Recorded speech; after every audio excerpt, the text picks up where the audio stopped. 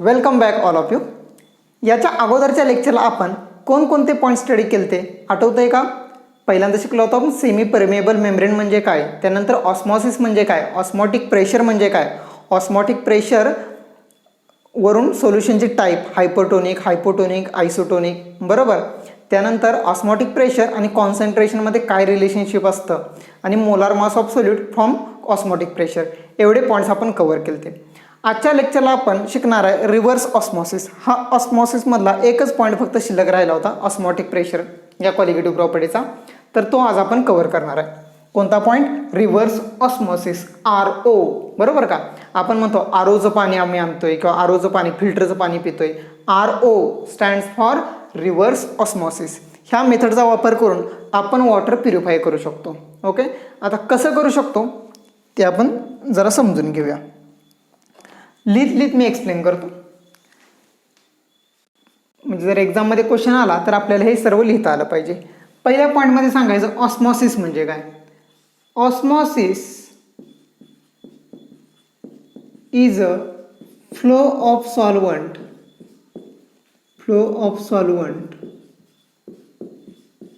From solution side to solvent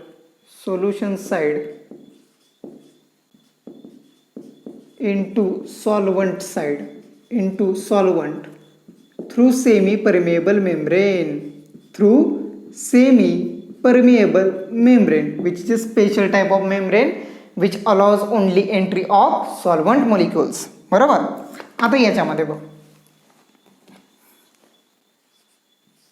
osmotic pressure, reverse osmosis concept clear होण्यासाठी आपल्याला osmotic pressure म्हणजे काय हे क्लिअर पाहिजे होतं, की ऑस्मॉटिक प्रेशर कधी आपण सांगतो, बरोबर. आता बघ, पाण्याचा फ्लो कुठून कुठे होतोय, वॉटर म्हणजे सॉल्वंट टू सोल्युशन साईड, म्हणजे नॅचरली पाण्याचा फ्लो हा होतोय. हे काय ऑस्मॉसिस, हे काय ऑस्मॉसिस. आणि हा फ्लो कमी व्हावा म्हणून आपण सॉल्ट वॉटर साईडला म्हणजे सोल्युशन साईडला काय करतो, प्रेशर अप्लाय करतो.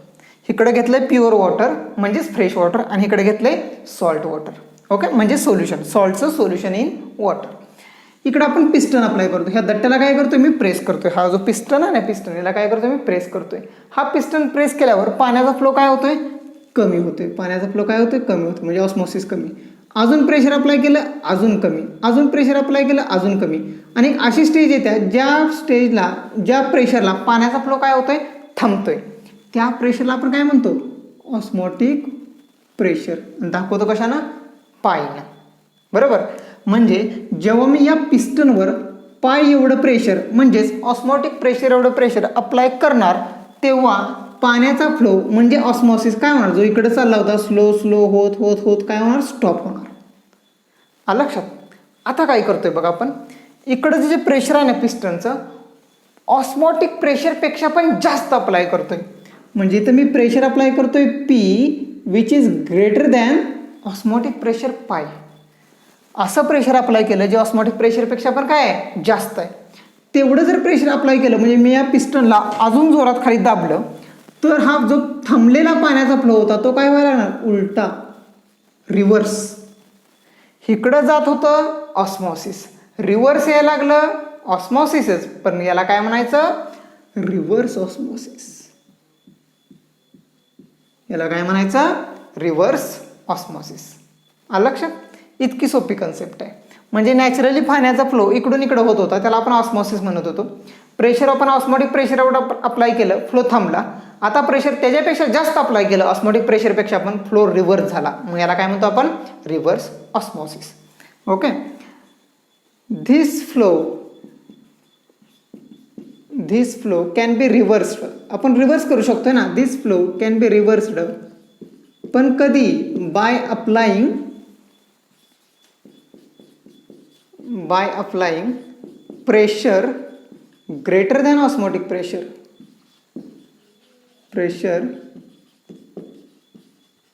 Greater than osmotic pressure.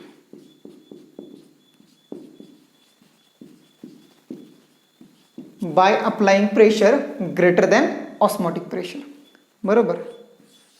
म्हणजे काय, इकडं प्रेशर जेव्हा ऑस्मोटिक प्रेशरपेक्षा जास्त अप्लाय करणार तेव्हा पाण्याचा फ्लो रिव्हर्स होणार, त्याच काय म्हणतो आपण, रिव्हर्स ऑस्मॉसिस. मग आता डेफिनेशन लिहूया. ठीक आहे. Wien pressure more than osmotic pressure more than osmotic pressure is applied on solution side,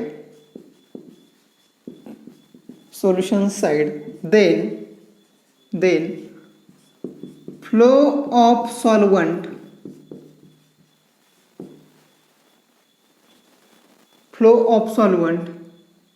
is occur from कुठून कुठं, सॉल्ट वॉटर ते इकडं उलट व्हायला लागलं, from solution into solvent through semi permeable membrane,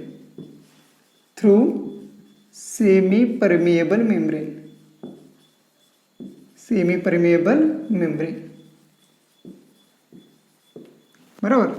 This phenomenon is called reverse osmosis. This phenomenon is called reverse osmosis. This phenomenon is called reverse osmosis. अशा पद्धतीने ही concept असते. ओके.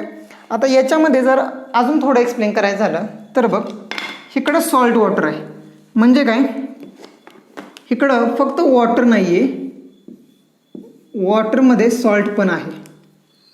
वॉटरमध्ये काय, सॉल्ट पण आहे. सॉल्ट आहे किंवा इतर डस्ट पार्टिकल आहेत, इतर इम्प्युरिटी आहे ज्याच्यामुळे पाणी खराब झालेलं आहे असं आपण म्हणू शकतो.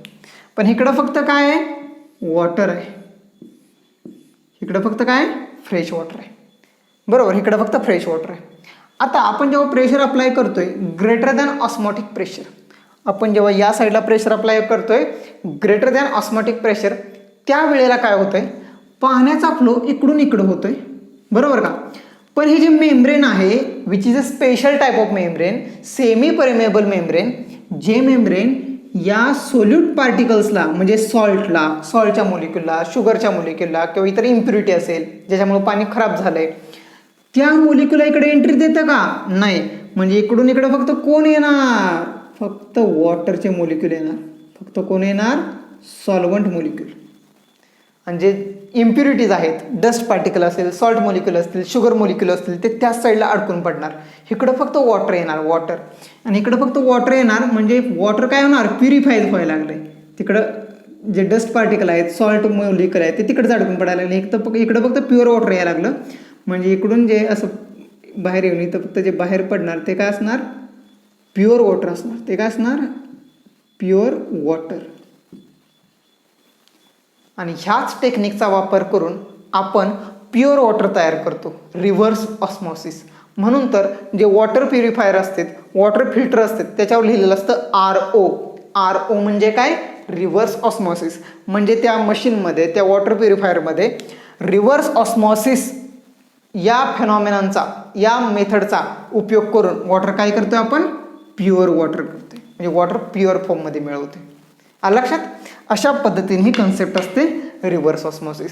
आता कधी जरी तुम्ही कुठं RO बघितलं टी व्हीवरती ॲडला, बरोबर काय, किंवा घरात वॉटर प्युरिफायर असेल तर त्याच्या RO + UV लिहिलं असेल, तर RO म्हणजे रिव्हर्स ऑस्मॉसिस आणि UV म्हणजे अल्ट्रा व्हायोलेट रेज, ज्यानं बॅक्टेरिया मारले जातात. RO म्हणजे 2 टेक्निक असतात त्याच्यामध्ये. ओके. तर तिथे RO stands for reverse osmosis. बघितलं की लगेच लक्षात आलं पाहिजे. RO म्हणजे काय, रिव्हर्स ऑस्मॉसिस. रिव्हर्स ऑस्मॉसिस कधी होतं, जेव्हा प्रेशर आपण अप्लाय करतो जास्त, कशापेक्षा जास्त, ऑस्मोटिक प्रेशरपेक्षा जास्त प्रेशर अप्लाय करतो तेव्हा रिव्हर्स ऑस्मॉसिस होतं. रिव्हर्स ऑस्मॉसिस होतं त्यामुळे फक्त वॉटर इकडे येतं, डस्ट पार्टिकल तिकडेच राहते, सॉल्ट मोलिक्युल तिकडेच राहतात आणि आपल्याला प्युअर वॉटर मिळतं. या मेथडचा वापर करून आपण समुद्राच्या पाण्यापासून म्हणजे सॉल्ट वॉटरपासून देखील फ्रेश वॉटर मिळवू शकतो. लक्षात. फक्त ते जरा खर्चिक असतं, इकॉनॉमिकली ते इतकं स्ट्रॉंग नसतं म्हणजे पैशाच्या दृष्टीनं, म्हणून ते केलं जात नाही किंवा केलं तरी खूप कमी प्रमाणात केलं जातं. ओके. आय होप तुमच्या सर्व ही कन्सेप्ट लक्षात आली असेल. Reverse osmosis. Okay. Video pause करा आणि लिहून घ्या. आपल्या बोर्ड एक्झामला हा क्वेश्चन येऊ शकतो. ठीक, लिहून झाला असेल. ओके. अशा पद्धतीनं पाठीमागचं लेक्चर आणि हे लेक्चर मिळून आपला ऑस्मॉसिस हा पूर्णपणे पॉईंट कव्हर झालेला आहे. ओके.